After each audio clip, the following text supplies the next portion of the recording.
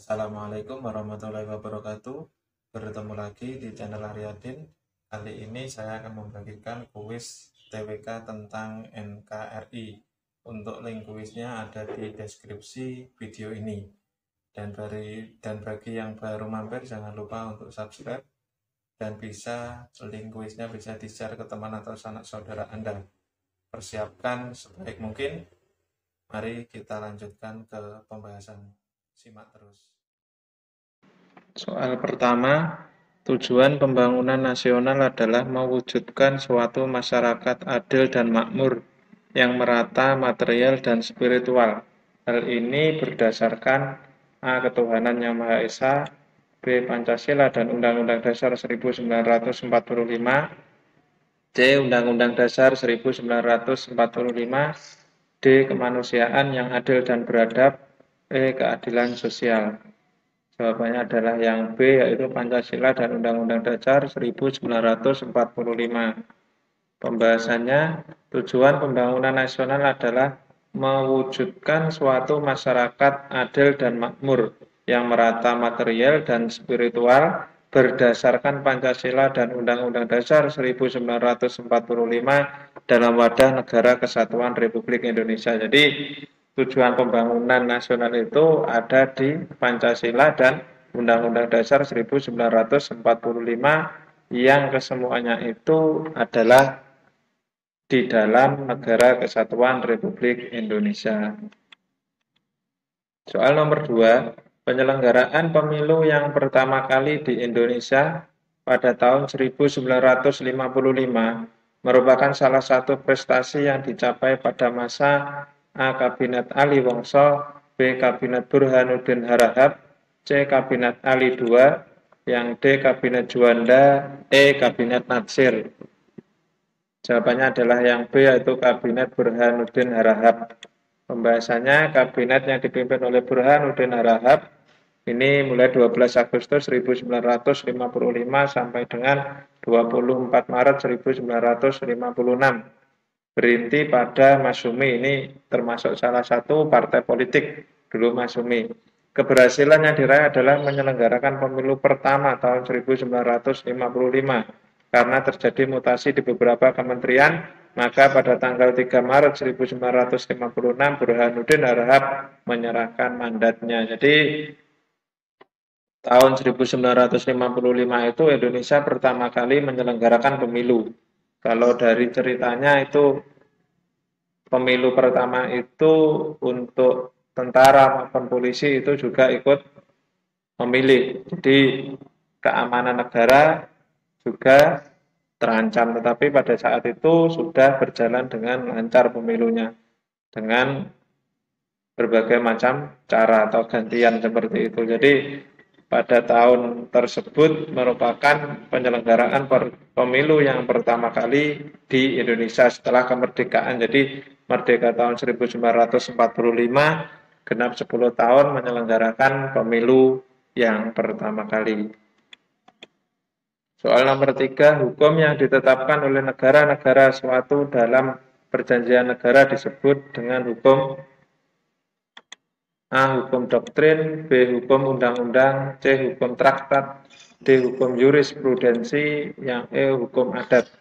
Jawabannya adalah yang C, yaitu hukum traktat. Pembahasannya, hukum yang ditetapkan oleh negara-negara suatu dalam perjanjian negara disebut hukum traktat. Perjanjian ini bisa berkaitan dengan berbagai macam aspek yang menyangkut hajat hidup orang banyak. Misalnya aspek ekonomi, sosial, budaya, bahkan peperangan yang nantinya akan disahkan menjadi sebuah hukum oleh DPR. Hukum traktat dapat dibagi menjadi dua jenis, yaitu hukum traktat bilateral atau perjanjian antara dua negara dan hukum traktat multilateral, perjanjian dengan lebih dari dua negara. Perjanjian ini bersifat mengikat antar negara-negara tersebut. Contohnya, perjanjian bagi hasil yang dibuat antara pemerintah Indonesia dengan PT Freeport Indonesia. Jadi, hukum traktat dibagi menjadi dua tadi, yaitu hukum traktat bilateral dan multilateral. Soal nomor 4, berikut ini yang bukan lembaga negara yang terbentuk berdasarkan pada keputusan Presiden adalah A. Komisi Ombudsman Nasional, B. Dewan Ekonomi Nasional, C. Komisi Hukum Nasional, D. Komisi Pengawas Persaingan Usaha, E. Dewan Buku Nasional. Jawabannya adalah yang D, yaitu Komisi Pengawas Persaingan Usaha. Pembahasannya, lembaga negara yang terbentuk berdasarkan keputusan Presiden itu diantaranya adalah Komisi Ombudsman Nasional, Komisi Hukum Nasional, Komisi Nasional Anti Kekerasan Terhadap Perempuan, Komisi Pengawas Kekayaan Penyelenggaraan Negara. Nah, ini pengawas PPATK itu, Dewan Maritim, Dewan Ekonomi Nasional, Dewan Industri Strategis, Dewan Pengembangan Usaha Nasional, dan Dewan Buku Nasional. Jadi yang pembentukannya bukan berdasarkan Kepres itu adalah yang D, yaitu Komisi Pengawas Persaingan Usaha. Soal nomor 5, pemerintahan dalam arti sempit meliputi A. Presiden, Wakil Presiden, Menteri-Menteri, B. MPR, DPR, Rakyat, yang C. Rakyat dan MPR, yang D. DPR, DPD, MPR, yang E adalah Presiden, MPR, Rakyat. Jawabannya adalah yang A, yaitu Presiden, Wakil Presiden, dan para menteri-menterinya.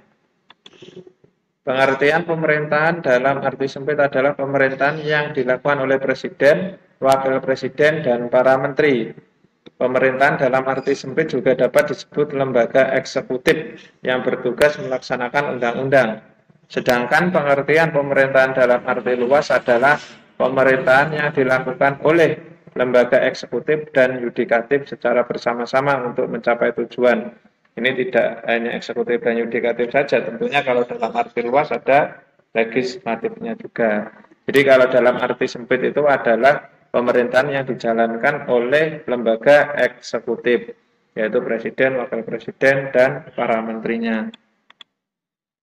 Nomor 6, landasan perencanaan pembangunan nasional Indonesia adalah A. Pancasila, B. Undang-Undang Dasar 1945, yang C. Propenas, yang D. Repelita, yang E. Prolegnas. Jawabannya adalah yang C, yaitu Propenas.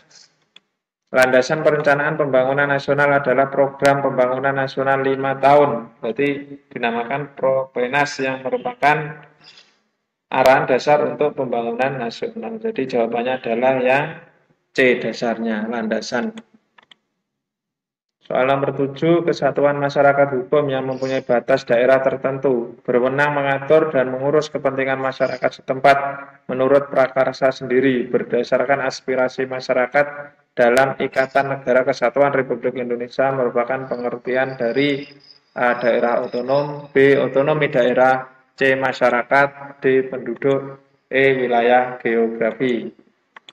Jawabannya adalah yang A, yaitu daerah otonom. Pembahasannya, kesatuan masyarakat hukum yang mempunyai batas daerah tertentu berwenang mengatur dan mengurus kepentingan masyarakat setempat menurut prakarsa sendiri berdasarkan aspirasi masyarakat dalam Ikatan Negara Kesatuan Republik Indonesia merupakan pengertian dari daerah otonom. Itu daerahnya, kalau otonomi daerah kan namanya atau kebijakannya. Otonomi daerah, kalau daerahnya itu daerah otonom.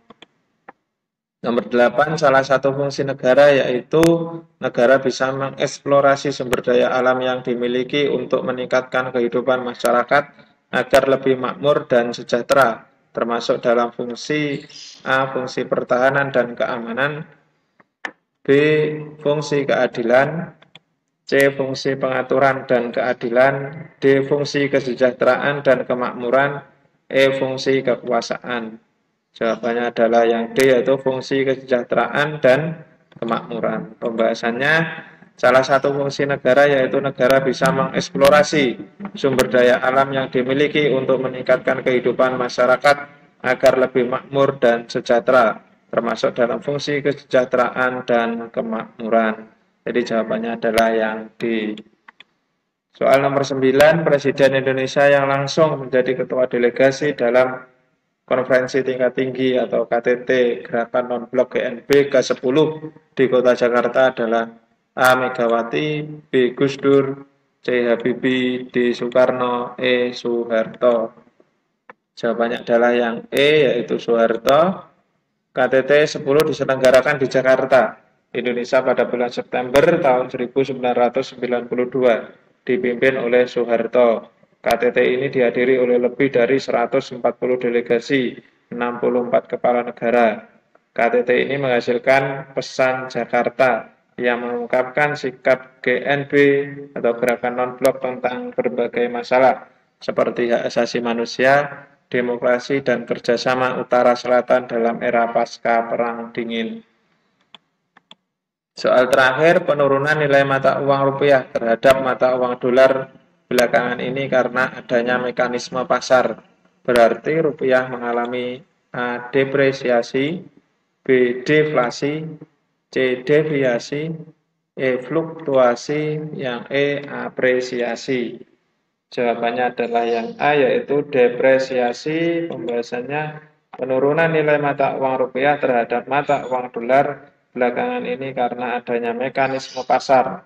Berarti rupiah mengalami depresiasi, yaitu di mana penurunan nilai mata uang terhadap mata uang negara lain. Cukup sekian penjelasan kali ini, ada kurang lebihnya saya mohon maaf. Jika ada salah kata, saya juga mohon maaf. Terima kasih. Semoga perjuangan Anda untuk mencapai ASN bisa terpenuhi atau bisa terwujud. Jangan lupa untuk subscribe dan share ke teman atau sanak saudara Anda untuk tetap berlatih soal-soal CPNS. Saya akhiri cukup sekian. Wassalamualaikum warahmatullahi wabarakatuh.